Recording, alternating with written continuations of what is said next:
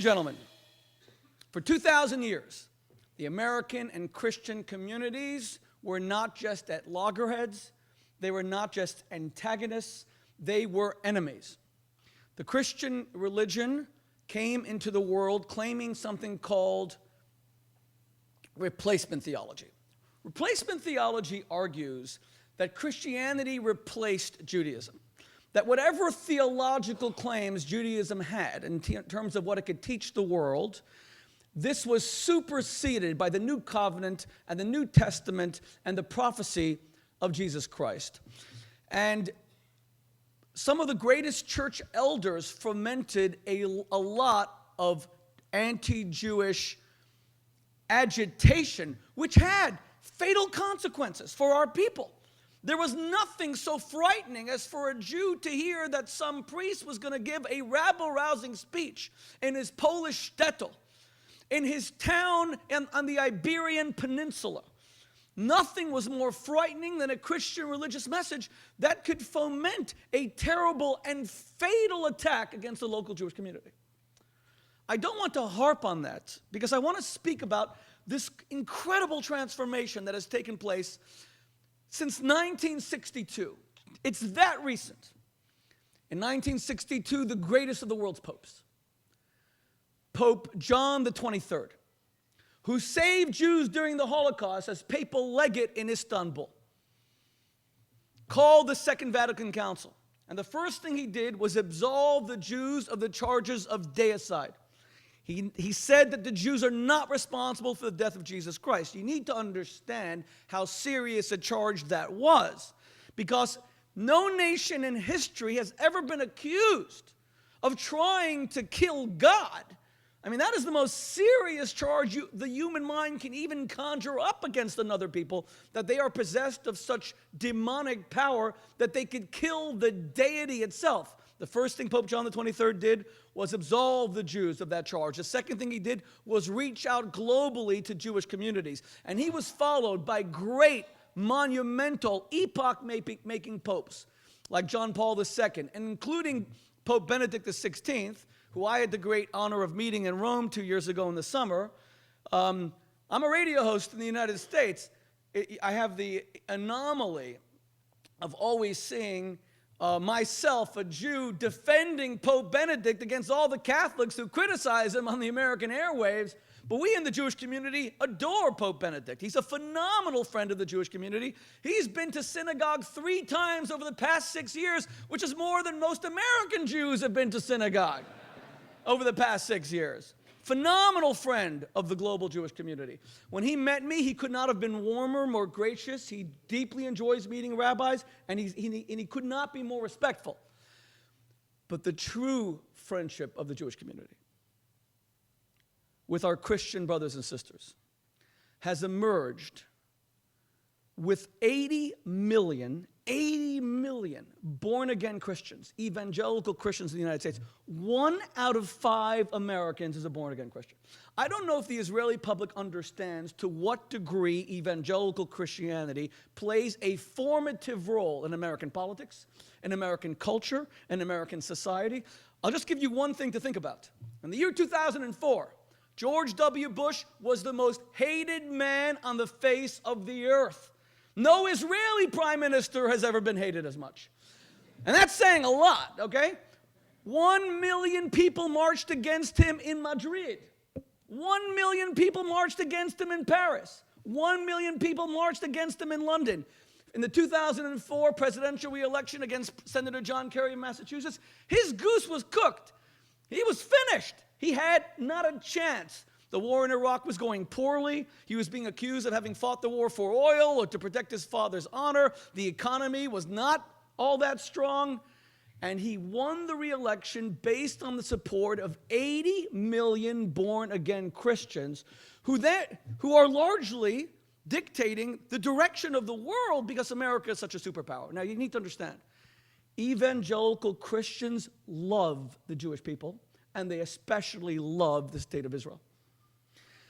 I'll get back to that in a moment, but no man has tapped into that love and translated it into a program of assistance to the Jews of the state of Israel than the man who you're about to hear from, Rabbi Yechiel Eckstein, who was dismissed as almost a traitor to his people when he started working with evangelical Christians about 30 years ago. People couldn't understand it. Christians, they're our enemies. They want us to convert to Christianity. They're peddling Jesus Christ to us. They want to convert us. They think we'll be damned and go to hell if we don't believe in Jesus.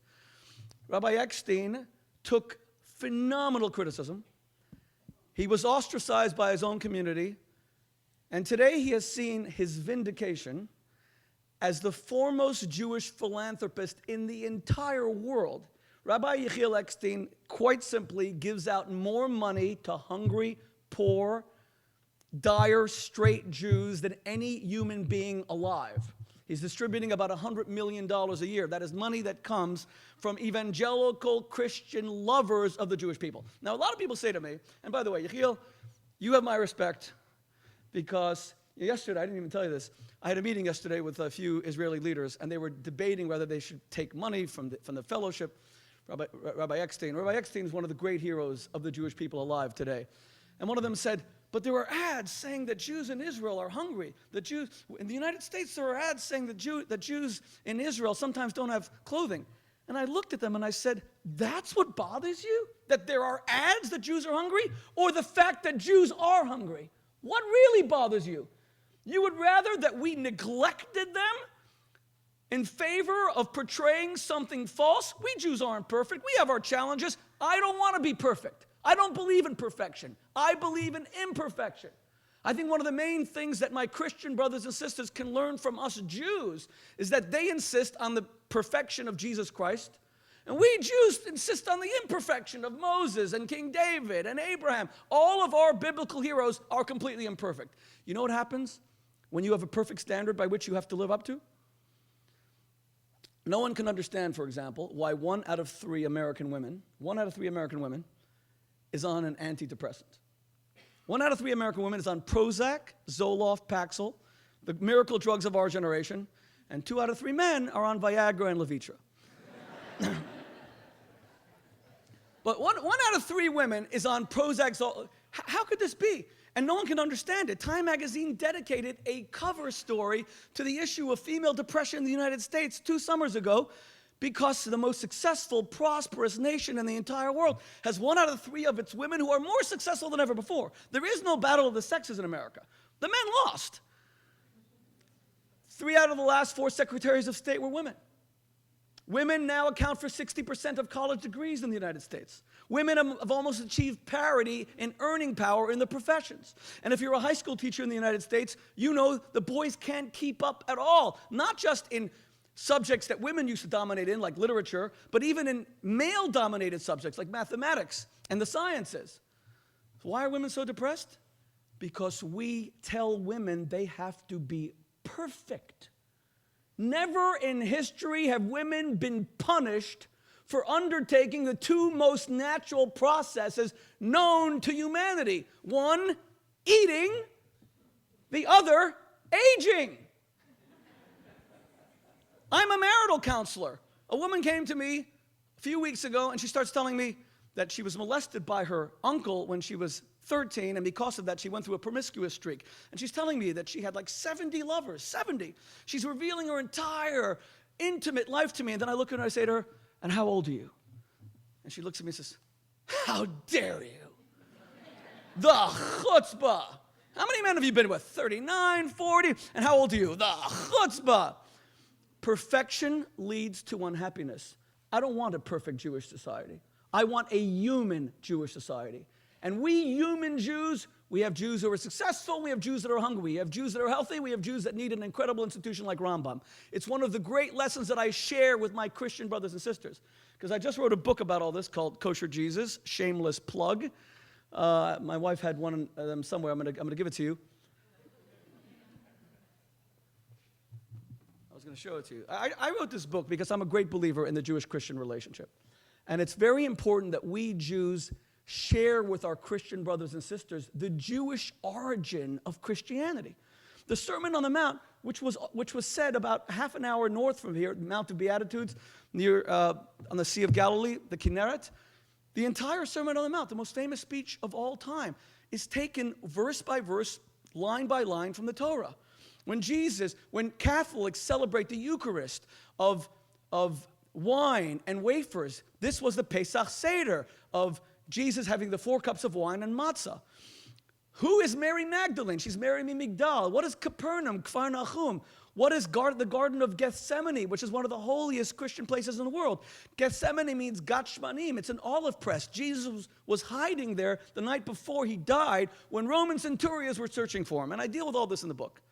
But the key is, as I turn over to my dear friend Rabbi Eckstein, what bothers me amidst the friendship that Christians show Jews today, and the $100 million a year that Rabbi Eckstein raises so that Jews are less hungry, so that hospitals have essential equipment, so there are bomb shelters protecting the northern residents of Israel from further attack. What bothers me is that people question the motivation of our Christian brothers and sisters. And they say, but they're only doing this because the book of Revelation says that Jesus can't come back until the Jews are resettled on their land. I mean, they don't even mean it. They're not sincere, and they want to convert us. Never in history have I seen greater acts of ingratitude that are being practiced today by our Jewish community towards our Christian brothers and sisters who love the state of Israel and love the Jewish people, and we're questioning why. So I'm giving a lecture the other day, and someone says to me, Shmuley, I don't want to hear about the Christians because everything they do is for ulterior motives. I look at this man, and I say to him, do you have children? He says, yes. I said, did you ever have to take your children to an emergency room? He said, yes. I said, as you walked into the emergency room, did you see someone's name up on the wall? And he said to me, probably. I said, well, did you stop dead in your tracks and say, wait, before I take my son with his broken arm into this emergency room, I need to know whether the man who gave the $1 million to build this facility was sincere when he gave it, or whether he gave it because he wanted to be invited to sleep in the Lincoln bedroom. If he didn't do it sincerely, let my kid sit there with a broken arm. I am no way I'm walking in that place. Could you imagine that we attack people who do good because we focus on their sincerity? You know what? I spend my life trying to bring Jewish teachings to the non-Jewish world. On television, on radio, through my books. One of the greatest Jewish teachings and the most beautiful is a famous Talmudic passage. Bitoch shelo lishma balishma. Sincerity doesn't matter at all. What matters is what you do, not what you feel. Who cares what you feel? I deal with fathers and sons who sit on my couch, and the son will sit there, 30 years old, and tears streaming down his cheeks, and he can't compose himself. And he says, Dad, you never hugged me. You never showed me you loved me. And the father says, but I felt it. I just couldn't show it because my father didn't hug me either. Do you think the child is somehow comforted to know that his father loved him but never said it, never complimented him? The only thing that matters is what you do in life. One of the great Jewish lessons is that world redemption comes before personal salvation. For our Christian brothers and sisters, it's often personal salvation. Intention matters a great deal.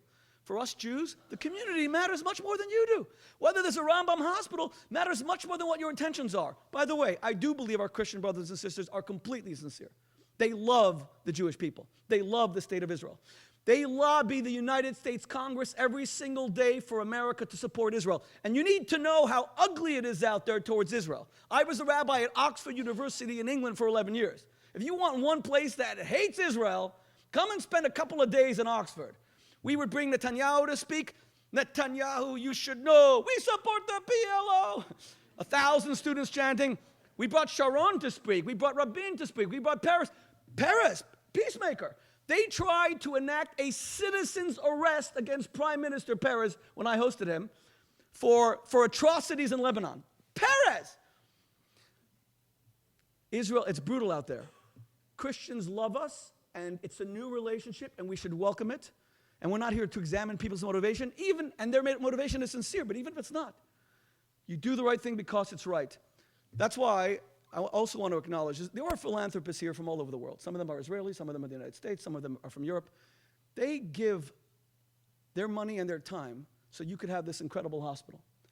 They go, rich people. You know what it is for a rich person to go and ask their friends for money? The whole idea of being rich is that you never have to ask anyone for anything. But here they go and they push their friends for money so that children here can have an emergency unit. So that Jew and Arab, every single one created in the image of God, can have a hospital. And I want you all to know, we Jews must proclaim loudly and forcefully that every religion that leads to two things, God and goodness, is an authentic world faith. Islam is a great world religion. I celebrate it.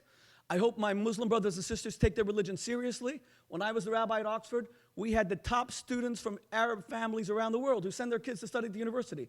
They used to come to us Shabbat dinner. We had 200-300 students every Friday night. We would pass around the wine from the Kiddush. They would drink the wine. I'd pull them over to the side. I'd say to them, in public, you must respect your faith. You're from a world-famous Arab family. You cannot drink the alcohol here. What you do in private is private, but I want your students to see, your Muslim brothers and sisters, that you respect your religion. And they appreciated me for it. We got their halal meat. We would get kosher meat at Oxford, and we would give it to the Islamic students so that they could keep their religion. I want to see Islam flourish. I want to see Christianity flourish.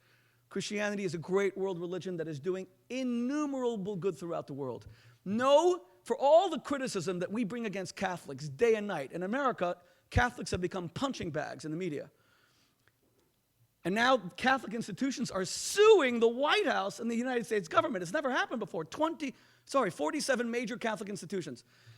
But for all, and now the Pope has stuff being leaked every day in the press, but for all the criticisms people make of the Catholic Church, I want you to know, there is no organization on planet Earth that feeds more people, takes care of more orphans, educates more people, has more hospitals, schools, than the global Catholic Church. For us to overlook things like that religion leads to goodness, is just an act of prejudice. So I want to thank, maybe I'll come back after Rabbi Eckstein, we'll do some questions or something. I want to thank the people at Rambam Hospital for doing this incredible forum, but most of all, for bringing Jews and Arabs together to treat all people like they are children of God. That is absolutely incredible. This is a shining institution for the world Jewish community and for the world at large, to see what Israel really is, not what they say about us in the media, but what Israel really is. But I especially want to thank Rabbi Yechiel Eckstein for all the people you help, and having been so courageous 30 years ago at great personal sacrifice when you were attacked by fellow Jews. And now, thank God, you've seen that final vindication, since every Jewish organization on earth now pursues you to get support for their institutions. Yechiel, whoever laughs last, right? Thank you very much.